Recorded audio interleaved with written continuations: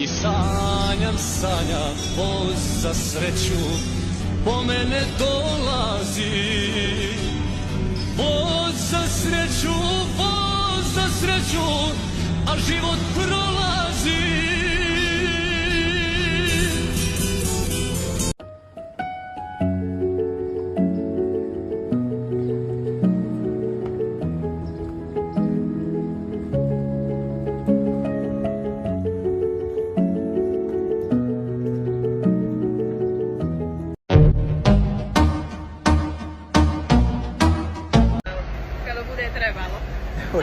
Hoćemo i naše pozdraviti.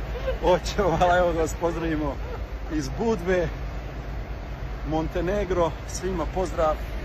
Evo, došao sam tu posle Italije. Evo, sa mojim drugom, čuvenim svjetskim fudbalerom. Javi se samo. President of Montenegro Federation. Genije. Svjetska fudbalska zvijezda, ali drug, pozdravljamo vas sve. I fino mi je u Crnoj Gori, Jadransko more je predivno, eto, bilo je fino u Italiji, ali ipak kad dođem u svojoj zemlji mnogo se lijepo osjećam, pogotovo kad sam sa pravim prijateljima. Pozdrav!